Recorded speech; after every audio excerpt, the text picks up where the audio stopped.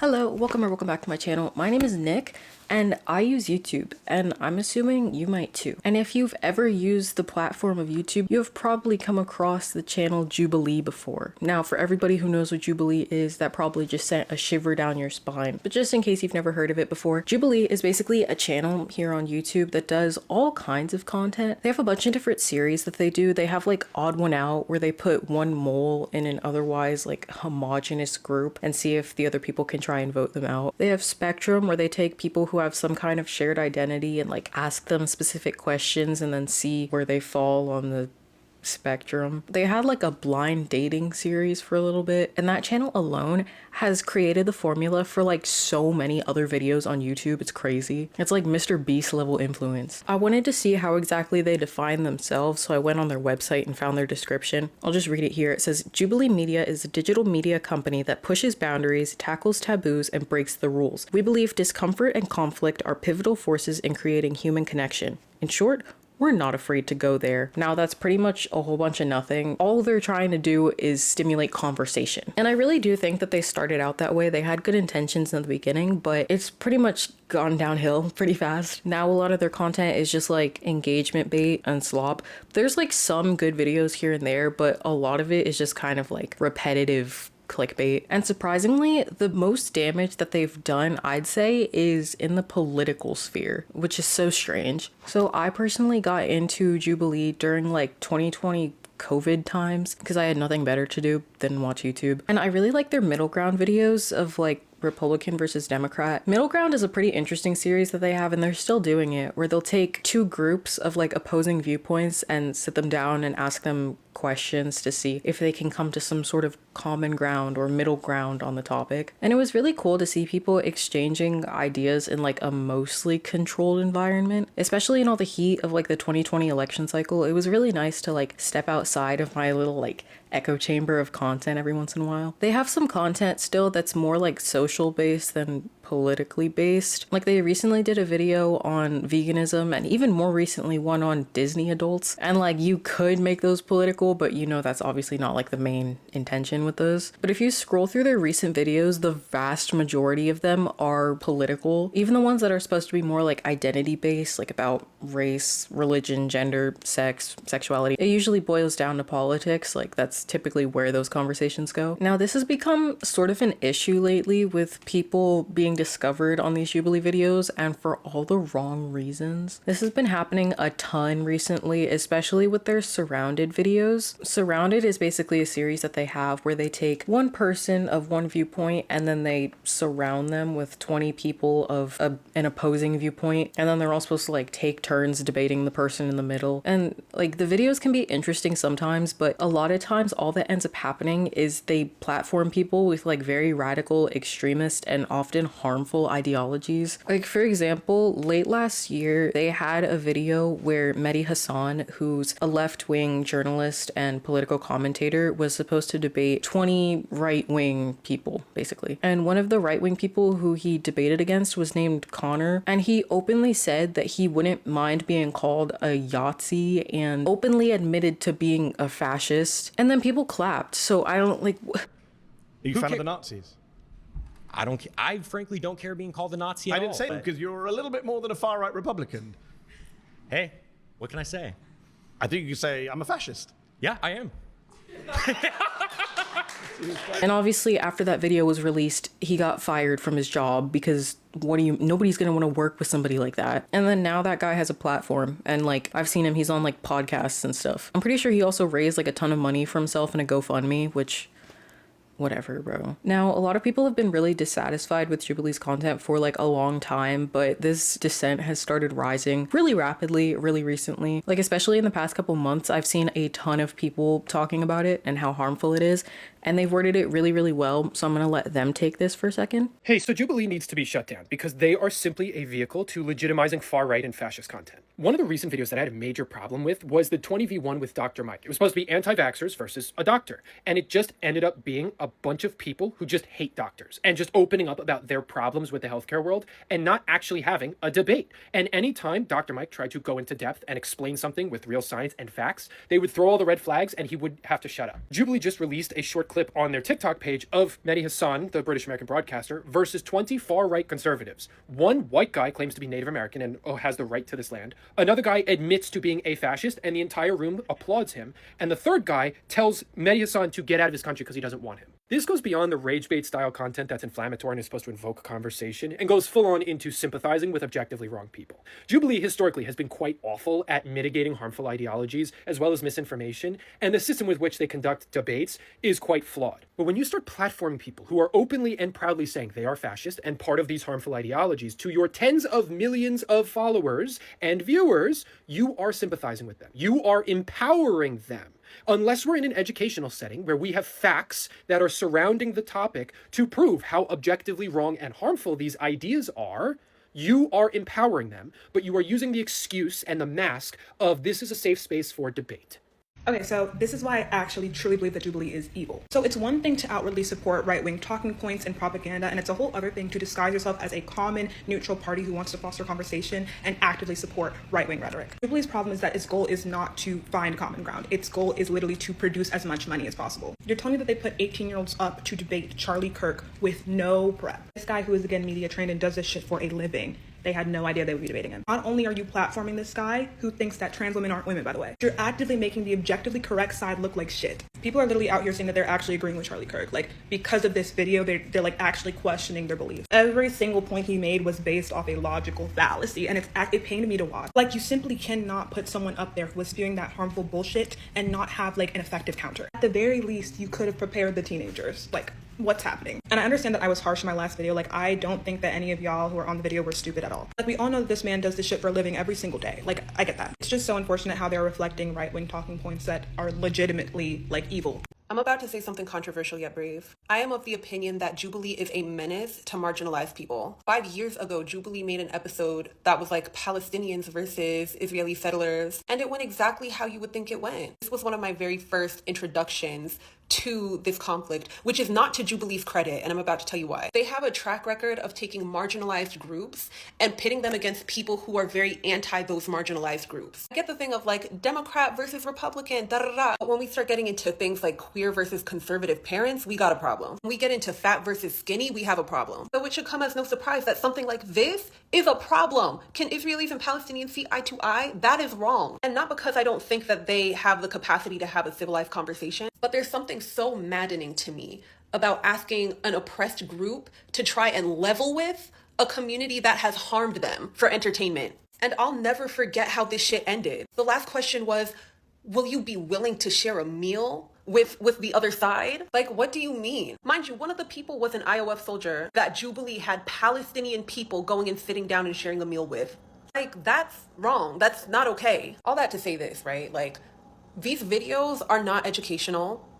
They're not educational. They are entertainment at the expense of marginalized communities. Like, make no mistake, Jubilee is not a hero. They are profiteers. Like I said, a lot of other channels have kind of copied Jubilee's content and format, which only makes this harm even more widespread. Like, sometimes I'll see thumbnails or titles of videos and I think it's a Jubilee video, but I have to do a double take because it looks like slightly off. And then I see that it's one of these other like media houses or whatever that are pumping out this content. And it's all doing the same like irresponsible damage. Also, the comments about the debates are so valid because why are you asking somebody to debate against someone who doesn't believe that they have the right to exist? Like, they'll have like trans women debate against like conservative cisgendered women, and it's like, what are you even supposed to say in that kind of argument? Like, you don't believe that I have any right to like exist in the same space as you, so why am I talking to you? Like, that's just legitimizing their argument, and it's like they're not gonna get anywhere. Like, that's not a productive argument, and it's dangerous for them too. Like, why would you put somebody in a space with somebody who hates their guts? Like, what? Another big issue that I have with the channel that I've seen a lot of people also saying is that they don't do real-time fact checking. Now, I've seen that in a lot of their videos, they'll fact check in post. So like, if somebody says something that's not correct during the debate, then they'll put like a little sidebar on the screen and put the actual facts. And while that's helpful for us viewers to like see what's true and what's not in these debates, it doesn't help the people who are actually in the debates, because they're just going to keep talking and they're going to keep going on clinging to their like false statistics, and that's just going to lead to a really unproductive and misleading conversation. This also means that a lot of the things that people are saying during the debates are wrong, and a lot of times it's not based in any kind of fact or statistic. A lot of them are based on personal anecdotes and bigotry, hatred, personal opinions, which really don't have any space in debate. Now, I have to say, debate is like a very structured and very rigorous discipline. I remember during high school, I joined my school's debate team for literally like 3 days because I thought I was just gonna be able to like go up on the stage and argue with people.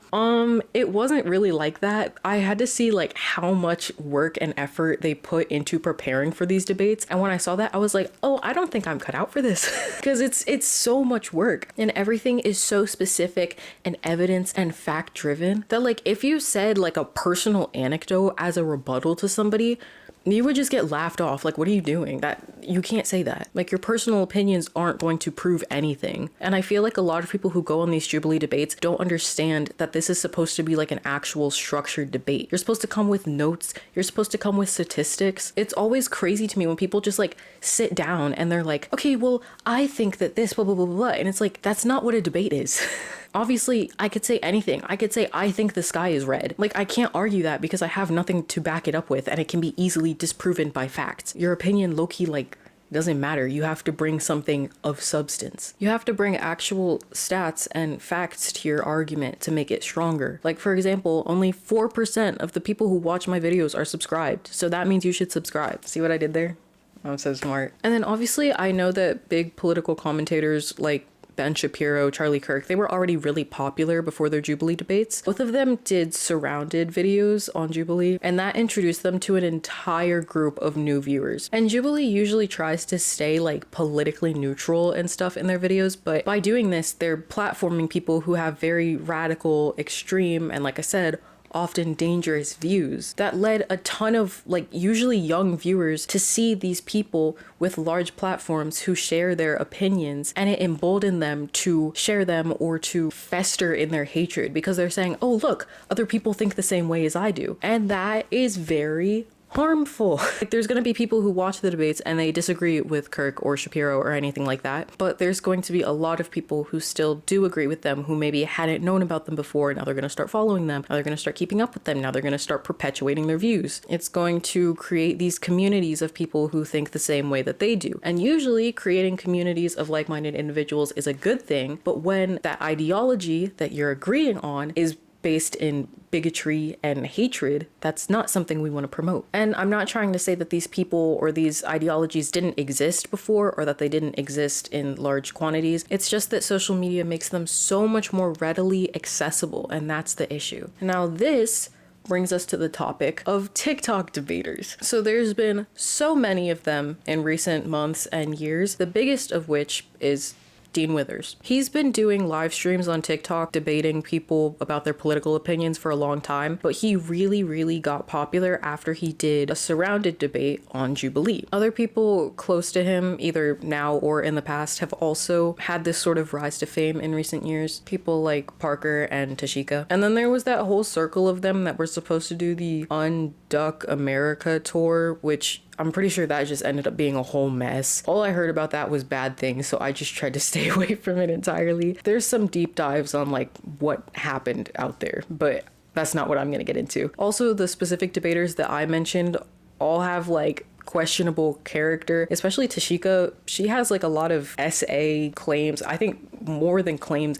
I don't really know. There's a lot going on with that I'm also not going to get into because that's not the topic for today. But I can say that I feel at their most basic level, these people are grifters, okay? Like, that's as simply as I can put it. Most of their live stream content revolves around inviting guests onto their streams so that they can debate them about political topics. Usually, because all three of these people are left-leaning, typically they'll be inviting people on who share opposing viewpoints as them so that they can, I guess, try and educate them on the topics. And just like Jubilee, it's supposed to be in debate form, but it usually just ends up being a lot of like yelling and interrupting and insulting. Was that from Biden though? Or was that from Trump? Because I'm pretty sure that it was specifically from Trump last year. It's still under the Biden-Harris economic thing. No, it is not. The big beautiful bill was not yes, Biden-Harris. The big beautiful bill It with is. Biden Harris. The big beautiful bill. I don't know what the fuck the big beautiful deal. What the fuck? Anyways, you're a big blacky. Like, what the fuck are you coming on here trying to debate all these other people when you kick people all the fucking time? Like, I don't know what. Without any real substance, which again is not how debate works. And I can say I completely get like the basic intentions of trying to educate their guests and everybody watching the live stream, but that's just never actually what happens. Everything gets warped when content and monetization enter the picture, because it usually just ends up with these streamers trying to like humiliate their guests to, I guess, like clip farm or have all of these like viral moments and everything, and it's inauthentic and it's harmful. Now I get it if like the guest themselves is being rude, but in that case just kick them off, because like I said before, like don't platform insanity. If somebody's coming onto your live stream and spewing hateful rhetoric, just kick them off. There's no need to like argue with them, because you can't reason with crazy. But usually the chat and all the people watching like eat it up, so you know it's not going to stop anytime soon. But it's like their main goal is to make a mockery of their opponents and not actually educate anybody, and that just comes across as very like immature and very counterproductive, because that's not making you look smart. It's almost making you look like a bully. Like, what are you doing? Now it's not like completely 100% evil. There are some people who have like changed their ideals after talking to these people, or realizing like, oh, like I guess you are right, like I didn't know what I was talking about before. And that's good, but that's like 10% of people. The other 90% are people that are just going on there to argue, and then they end in a stalemate, or they just get kicked off and nothing really comes out of it. Now the specific TikTokers that I mentioned before are all left-wing people. There is also a rise in conservative influencers. Now I don't know that much about them because that's not my algorithm personally, but there are people like Savannah Faith Stone, there's Emily Wilson, there's that one girl Matrix, who I see her on TikTok all the time. People are always stitching her because she hates feminism, and yet she has a job and a social media account and is saying her opinion online. So like, do we really hate feminism, or do we just hate women? And because we know in the world of content, influencers are usually our first point of contact because they seem almost relatable. They're like, just like us, but they just have 2 million followers. But that also opens things up to the greater content space. And these political influencers are often avenues for larger political commentators. There's people like Candace Owens, like Brett Cooper, like Nick Fuentes, and like I said before, Charlie Kirk, Ben Shapiro. It's like these influencers are often our gateway sort of to these larger podcaster commentator people. Now I found it interesting that a lot of the TikTok political influencers are left-wing, and then a lot of the like podcaster people are more right-wing, or at least the largest of each category tend to follow that trend. I don't know, maybe it has something to do with the audience or the like age demographics, I don't know. And ultimately I feel like these debaters, these TikTokers, these influencers, they're all doing harm. Maybe not all to the same degree, definitely not all to the same degree, but a lot of their influence is harm. And like I said, I understand the root cause, and I do believe that change happens at the personal level, but I don't think it happens like this. You can change people's minds and people's hearts through deep, meaningful conversations with the people in your life, not just like random strangers on the internet in front of like hundreds or thousands or millions of people. And if you're doing this without your primary goal being changing people's minds for the better, and your main goal is profit, it's never going to be truly genuine. It's of course going to be ruined by greed. And of course the exact same goes for Jubilee. They have the same, if not more, responsibility as these influencers, TikTokers, debaters. They're not really aiming for any true change to come out of their videos. It's just for profit slop that's disguised as some like groundbreaking avenue for discussion, and it's never that. Another issue with Jubilee videos that I forgot to put in my notes is the lack of moderation in their videos, which always pisses me off. Especially in their debates, they tend to get very heated very fast, and then when people are just saying like insults about the other side and not necessarily anything about their argument, I feel like somebody should step in and steer this away and be like, that's not what we're here to do. We're not here to argue with each other. We're not here to call each other names. Like, everybody will be talking over each other, yelling at each other, and then they don't actually intervene until like, oh, we're out of time for this topic. What are you even here for? Even if you see like professional political debates, they always have a moderator who's supposed to step in times like that. But Jubilee just wants to let it go because they want those viral moments. They want those shocking conversations that everybody clips on TikTok and everything. And it's like, you're not even trying to protect the people that are supposed to be having the conversation that's promoting your content. You just want the content. All in all, I just feel like this is not how we should be going about things. We shouldn't be profiting off of the experiences and the plights of minorities or marginalized communities. And we shouldn't be prioritizing gotcha moments instead of like actual real education. I feel like if we really do want to enact this change, we should be doing it at the personal, the local, the legislative levels. There are things we can do. We can engage in community programs. We can volunteer our time and money when we can afford it. We can remain involved and educated on state and federal policy. Most importantly, we can vote. If you want to use your platform for political education, by all means, please do it. But just don't do it at the expense of others, and don't do it with the sole intention of making yourself look smart and profiting off of that. As with